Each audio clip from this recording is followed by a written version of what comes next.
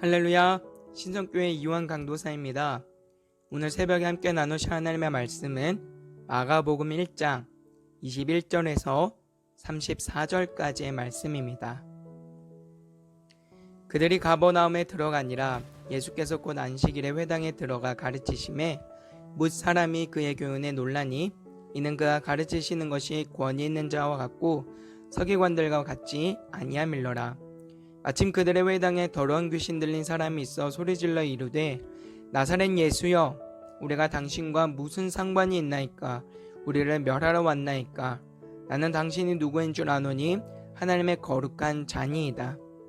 예수께서 꾸짖어 이르시되 잠잠하고 그 사람에게서 나오라 하시니 더러운 귀신이 그 사람에게 경련을 일으키고 큰 소리를 지르며 나오는지라. 다 놀라 서로 물어 이르되 이는 어찌미냐? 권위 있는 새 교훈이로다. 더러운 귀신들에게 명한즉 순종하는도다 하더라. 예수의 소문이 곧 온 갈릴리 사방에 퍼지더라. 회당에서 나와 곧 야고보와 요한과 함께 시몬과 안드레의 집에 들어가시니 시몬의 장모가 열병으로 누워있는지라. 사람들이 곧 그 여자에 대하여 예수께 여짜온대 나아가사 그 손을 잡아 일으키시니 열병이 떠나고 여자가 그들에게 수종드니라. 저물어해질 때 모든 병자와 귀신 들린 자를 예수께 데려오니 온 동네가 그 문 앞에 모였더라. 예수께서 각종 병이 든 많은 사람을 고치시며 많은 귀신을 내쫓으시되 귀신이 자기를 알므로 그 말하는 것을 허락하지 아니하시니라. 아멘. 우리에게 익숙한 찬송 가운데 예수님은 누구신가? 라는 찬송이 있습니다.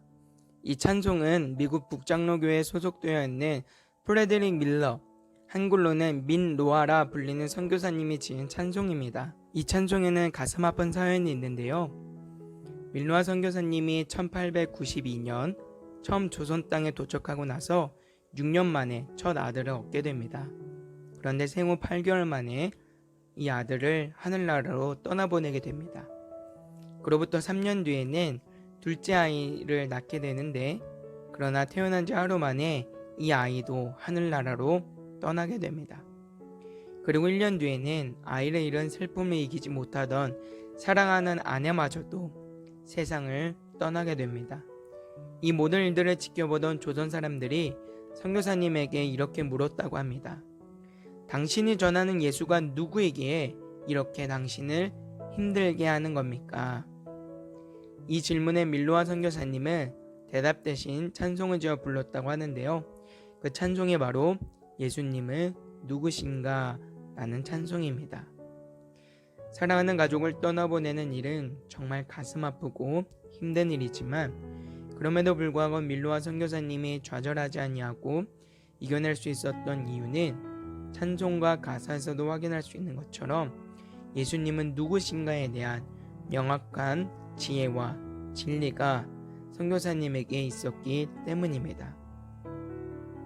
우리 신앙에 있어서도 예수님을 누구로 알고 어떻게 고백하는가 하는 문제는 굉장히 중요한 문제입니다.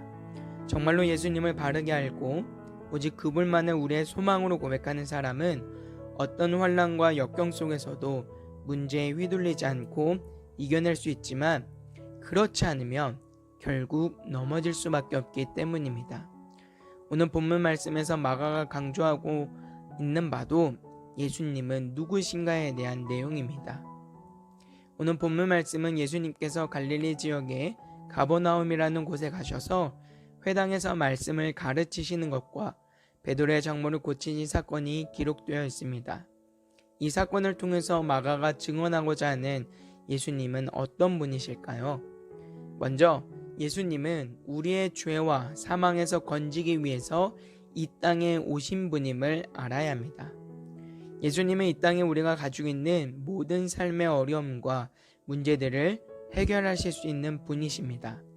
그러나 예수님께서 이 땅에 오신 목적과 이유, 예수님의 최대 관심사는 바로 우리가 이 땅에서 얼마나 잘 먹고 잘 사는가에 있지 아니하고 우리의 죄악의 문제에 있음을 우리는 늘 기억해야 합니다. 예수님 당시 회당은 하나님의 말씀이 가르쳐지고 선포되는 곳이었습니다. 오늘날 표현으로 하면 예배당과 같은 역할을 하던 곳이 회당이었는데요. 예수님께서도 공생애를 시작하시면서 회당에서 하나님의 말씀을 가르치셨습니다. 예수님께서 회당에서 말씀을 가르치신 이유는 예수님이 오신 목적과 이유를 알게 하기 위함이었습니다. 당시 이스라엘 백성들이 기대했던 메시아는 정치적인 메시아였습니다. 그들의 관심사는 오직 그들이 당하고 있는 핍박과 결핍된 이 현실 속에서 벗어나서 다윗과 솔로몬과 같은 위대한 왕국을 회복되기를 기대했습니다. 그들의 관심은 죄에 있지 아니하고 어떻게 하면 이 땅에 더 많은 것을 가질 수 있는지, 누릴 수 있는지에 있었다는 말입니다. 예수님은 지금 이들의 생각을 깨뜨리기 위해서 회당에서 말씀을 전하셨습니다. 이와 같은 사실을 확인할 수 있는 것은 회당에서 말씀을 가르치실 때 나타나는 서로 다른 반응입니다. 예수님의 말씀을 가르치실 때 두 가지의 반응이 나타나는데요. 처음은 모인 일반 회중들의 반응이고 또 다른 반응은 귀신들의 반응입니다. 일반 회중들은 예수님의 말씀에 대해서 어리둥절해하며 놀라워합니다.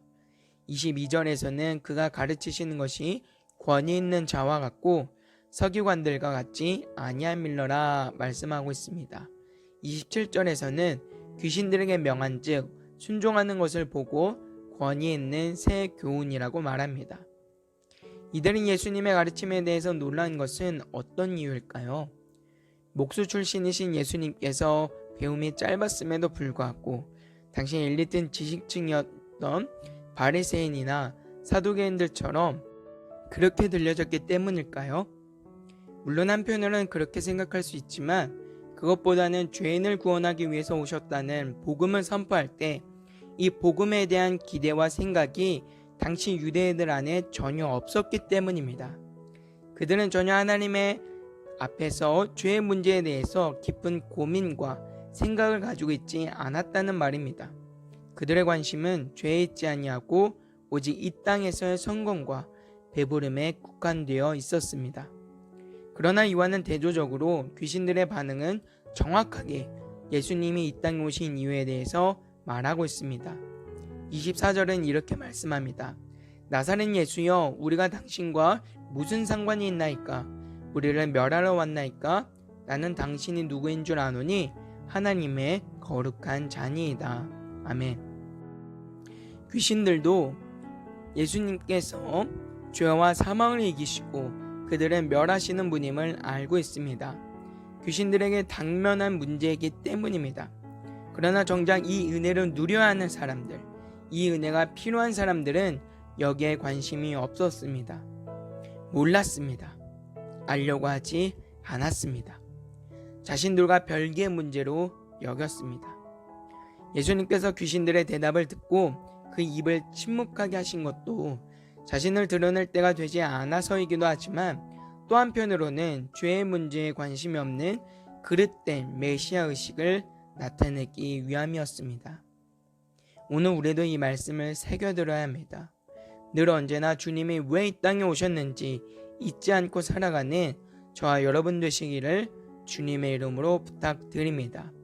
오늘날 교회가 직면한 문제들은 예수님에 대해 다시 생각하고 교회의 사명을 깨우시는 하나님의 선하신 은혜임을 믿습니다. 이 시간 속에 우리의 죄악을 주님 앞에 회개하는 저와 여러분 되시기를 주님의 이름으로 부탁드립니다. 두 번째는 예수님은 단번에 우리의 모든 죄를 사하여 주신 분이라는 걸 알아야 합니다. 예수님께서 회당에서 가르치시고 베드로의 집에 열병으로 누워있던 장모를 고치시는 사건이 기록되어 있습니다. 여기서 우리가 주목할 점은 베드로의 장모가 가지고 있었던 열병의 원인이 무엇인지 그리고 이 질병이 어떤 질병인지에 대해서 성경은 자세하게 기록하고 있지 않지만 오랜 시간 병원을 알아왔음을 말씀합니다.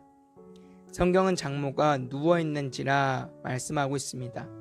이 표현은 장모가 이 질병으로 한순간 고생했다는 의미보다는 얼마인지는 정확히 모르겠지만 과거에서부터 계속 알아왔다는 의미를 담고 있습니다. 오랜 시간을 열병과 씨름했다는 의미입니다.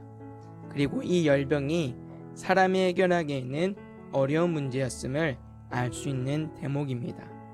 그러나 예수님께서 그 손을 잡고 일으키시니 그 순간 열병이 떠나게 되었다고 성경은 말씀합니다. 바로 이것이 하나님의 능력입니다. 하나님이 하시면 단 한순간이면 됩니다. 지체 없이 그 문제가 해결이 됩니다. 아무리 오랜 시간 알아왔던 질병이라 하더라도 하나님의 능력 앞에서는 단 한순간에 해결이 됩니다. 이는 오랜 시간 죄와 사망에 빠져있던 우리를 예수 그리스도의 대속의 은혜로 단번에 드려지는 희생제사로 완전하게 회복시키시는 하나님의 구속사역을 예표하는 모습입니다. 이 능력을 오늘 우리가 붙들 수 있기를 주님의 이름으로 부탁드립니다. 여전히 우리 안에 죄악의 모습이 있고 하나님 앞에 범죄하는 모습이 있어도 여러분 자신감을 잃어버리지 마시기 바랍니다. 우리 주님은 단번에 드려지는 희생제물이 되어주셔서 우리가 지은 죄, 짓고 있는 죄, 앞으로 지을 모든 죄의 책임에서 우리를 건지셨습니다. 뿐만 아니라 하늘 보좌 우편에 앉으사 우리의 유일한 중보자가 되어주시고 성령 하나님의 내주 역사하심으로 말미암아 매일 우리를 새롭게 하십니다. 바울사도는 로마서 8장 38절과 39절에서 이렇게 고백합니다. 내가 확신하노니 사망이나 생명이나 천사들이나 권세자들이나 현재일이나 장래일이나 능력이나 높음이나 기쁨이나 다른 어떤 피조물이라도 우리는 우리 주 그리스도 예수 안에 있는 하나님의 사랑에서 끊을 수 없으리라. 아멘. 이것이 오늘 우리가 받은 한량없는 하나님의 은혜요 사랑입니다. 이 사랑을 이루기 위해 오늘 주님이 우리 삶에 찾아오셨습니다.